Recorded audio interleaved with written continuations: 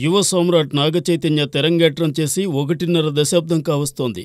ఈ ప్రయాణంలో కేవలం ఒకే ఒకసారి ముగ్గుల పండక్కు మురిపించాడు చైతూ. 2022 పొంగల్కి వచ్చిన ఆ చిత్రమే బంగార్రాజు.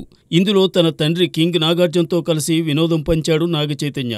చెప్పుకోదగ్గ విజయాన్ని తన ఖాతాలో వేసుకున్నాడు. కట్ చేస్తే 3 ఏళ్ల తరువాత మరోమారు సంక్రాంతి సందడికి సిద్ధమవుతున్నాడట ఈ అక్కినేని హీరో. ప్రేమం, సవ్యసాచి చిత్రాల దర్శకుడు చందు ముండేటితో నాగచైతన్య ఓ మూవీ చేస్తున్న సంగతి తెలిసిందే.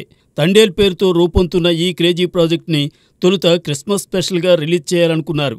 అయితే ఇప్పుడు ఆ సీజన్లో గేమ్ చేంజర్తో సహా పలు బిగ్ టికెట్ ఫిల్మ్స్ బరిలోకి దిగుతున్నాయి. ఈ నేపథ్యంలో చిత్ర సమర్పకుడు అల్లు అరవింద్ సంక్రాంతికి తండేల్ను రిలీజ్ చేస్తే ఎలా ఉంటుందా అన్న ఆలోచనలో పడ్డారట. విశేషమేమిటంటే అదే సీజన్లో తన బావ మెగాస్టార్ చిరంజీవి కొత్త చిత్రం విశ్వంభర్తో పాటు నాగచైతన్య మేనమామ విక్టరీ వెంకటేష్ కొత్త చిత్రం సైతం విడుదల కాబోతున్నాయి. అయితే పొంగల్ సీజన్లో 3-4 చిత్రాలు వచ్చినా వేటి ఆదరణ వాటికి ఉంటుందన్న ధీమాతో సంక్రాంతి వైపే మొగ్గు చూపుతున్నారట టీం. మరి ఈ పోటీలోనూ చైతూ గుర్తుండిపోయే విజయాన్ని సొంతం చేసుకుంటాడా?